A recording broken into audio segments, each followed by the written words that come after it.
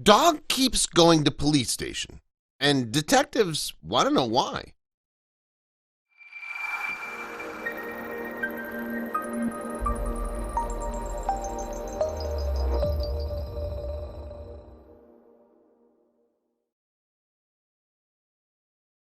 Darkening hours. Cameron noticed that the sun had started sinking in the sky. It was getting late, and he had no idea where it was taking him.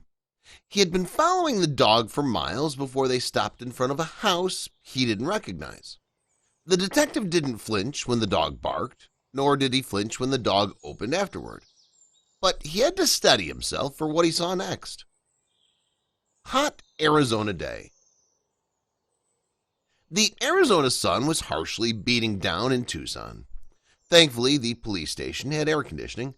Every officer that got office duty in the summer was grateful. One man that was particularly happy about being at his desk that day was Detective Cameron Davis.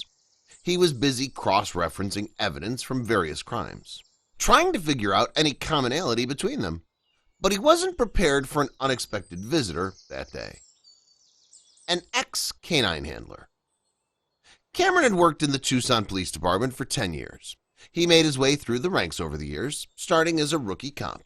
He put in his time and managed to work his way to the police sergeant after 5 years. While he worked the streets, he was a specialized canine handler.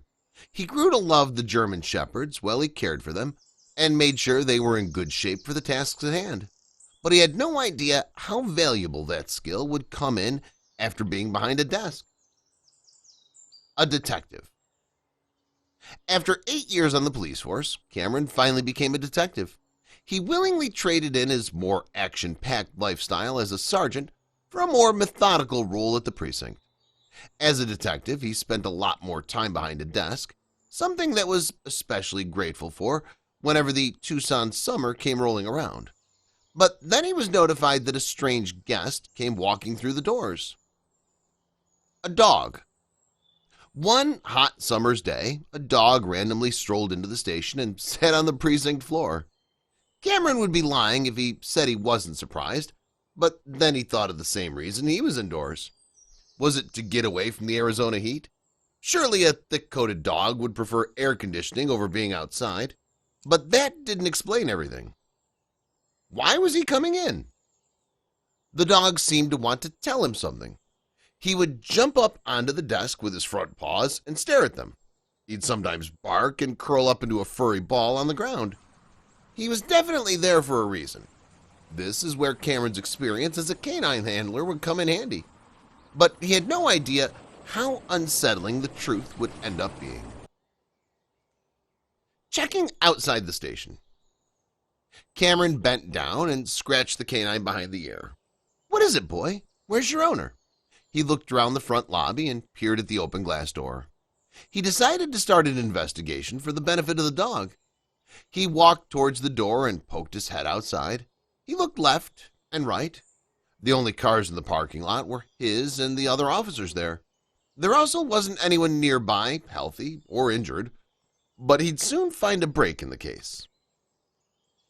Getting back to his work. Cameron still had some work to do, so he went back to his desk.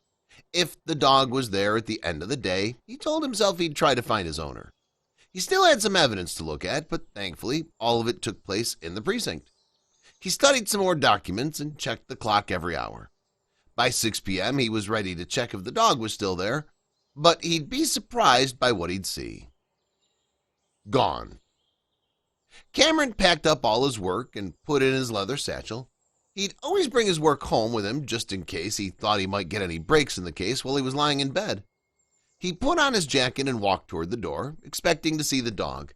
But when he got to the door, the dog was nowhere to be seen. Getting to his car.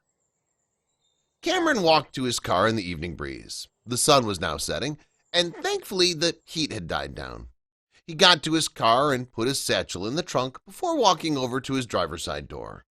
But that's when he saw the same dog from before staring up at him. He wagged his tail and walked down the road, and that's when Cameron decided to follow him on foot. Following the dog. The sun had just set over the horizon, as camera followed the dog through dusty alleyways. Where was it taking him? He followed it for what seemed like 3 blocks before it arrived in front of a house. The dog barked and the front door opened, but Detective Cameron could never have prepared himself for the situation that he'd put himself into. A man. Cameron watched as the man walked outside to investigate the barking dog. He noticed him and the dog standing outside of his house and did the unexpected. Cameron had a strange feeling about the situation. He prepared himself for the worst, and his hand hovered over his gun. The man walked closer to him and squinted at the animal. But what he did next caught Cameron off guard. Breaking down. The man stared at the dog silently for what felt like minutes before he finally broke down and cried. The man was sobbing on his knees right in front of a confused Cameron. The man eventually composed himself. He stared at Cameron and said, "Thank you for bringing him to me. It means the world to me." Cameron was still confused as ever, but then the man explained more. His brother's dog. The man invited Cameron in, and they sat in his kitchen. He explained that the dog wasn't actually his, but was his brother's, who had tragically passed away a month ago. He hadn't seen his brother's dog until now. "He must have run away after he passed," the man told him. He said that it made sense that he was in the station. The precinct. The man explained that it made sense for the dog to have gone to the precinct. He explained that his brother had a long rap sheet while he was alive, and he would often be thrown into the drunk tank. The dog must have thought he was there and gone to the station. Now he was at least reunited with a family member who would look after him at his owner's place. But Cameron had no idea he'd be a magnet for dogs in need of help. A good deed. Officer Cameron felt good about what he had done. In his book, no good deed went unrewarded. As a police officer, he was obliged to help those in need. He went home afterward and had a small celebration by himself. He had a glass of whiskey to himself and made himself a steak dinner. But he had no idea that his work would be cut out for him. Getting the call. The next morning, Cameron got a call he didn't quite expect. He'd only just managed to get his shift started before a 911 operator called in with an eerily similar event to the previous day. They explained that because of his good work with the previous day, they also wanted to hand this call to him. It involved a dog again. But would he get there in time? Arriving at the scene. When Cameron arrived at the scene, he started asking questions. A crowd had gathered around and was filming the incident with their phones. He wanted a better idea of the situation before jumping in. "Can you tell me more of what's going on?" Cameron asked one of the bystanders. They explained what the operator had told him. He looked around. He could see the car in question and knew he couldn't just stand around. Pup in need.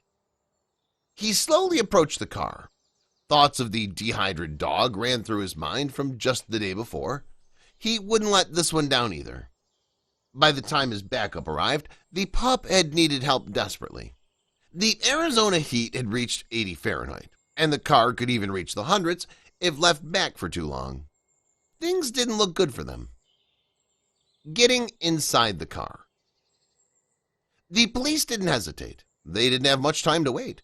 They had to do something, or it might be too late for the dog. Cameron never liked crowds. He felt they complicated things. But at least he had more knowledge about the incident at hand. All they had to do now was get the poor animal out. But that would be easier said than done. The situation. Now that Cameron had some backup, they were walked over to the car and he gave the other officers the rundown on the situation. There was a dog locked in a hot car, and it was their duty to make sure it was safe. But when they got to the car, they realized just how bad the situation was. They needed to act fast if they wanted to save the poor animal. Getting the dog out. Cameron and the other officers prepared to get the dog out any way they could, but they had no idea just how critical the situation was. The dog had already been in the car for a while, and the owner of the car was nowhere to be found. They prepared water and got to work getting the animal out of the hot car. They didn't care how they did it. The time for subtlety was over, and Cameron smashed the window himself, but it could be an uphill battle. out of the frying pan. The crowd was watching in silence while Cameron got the poor dog out of the car. Once he had it out, he gave it some water. The crowd started cheering, but what they didn't know was that it was far from over. The dog was in the car for no more than 30 minutes, but even that could be fatal if it was even slightly warmer. Now was the time for Cameron to try his best to save yet another dog. Into the fire.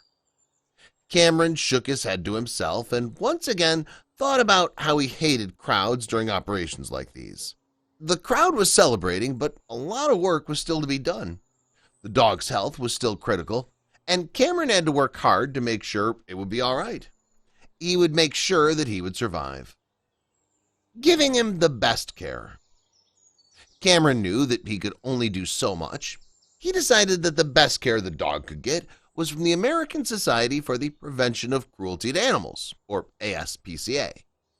There they'd take care of it, and from there it would be out of Cameron's hands.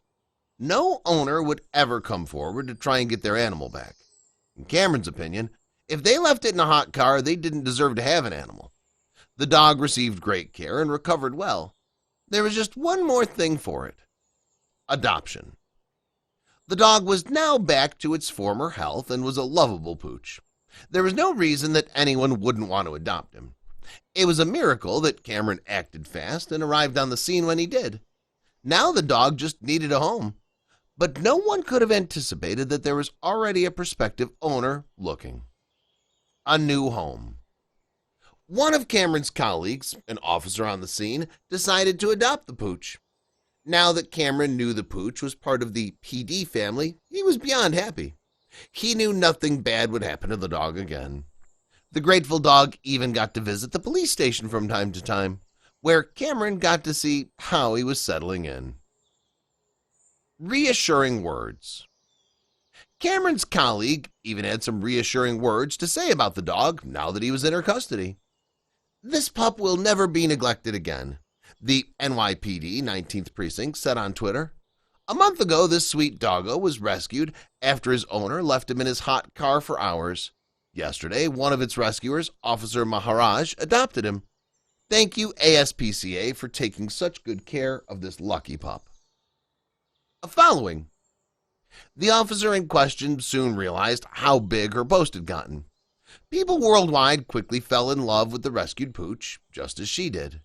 Many people said that it was a heartwarming story that they loved. Many also said that it restored their faith in police officers in general. People love animals, and a good way to find a trustworthy person is to see how they treat animals. Posting more. With the help of Officer Cameron, the officer decided to start a Facebook page dedicated to the little pup and his exploits after the rescue. They regularly update the dog's public and even had photos of him visiting the precinct. The pup went from being trapped in a car to the luckiest boy. The officers could feel proud of what they had done. In order to protect the privacy of those depicted, some names, locations, and identifying characteristics have been changed and are products of the author's imagination. Any resemblance to actual events or places or persons living or dead are entirely coincidental. Please spread the smiles by sharing these adorable best friends with your best friends.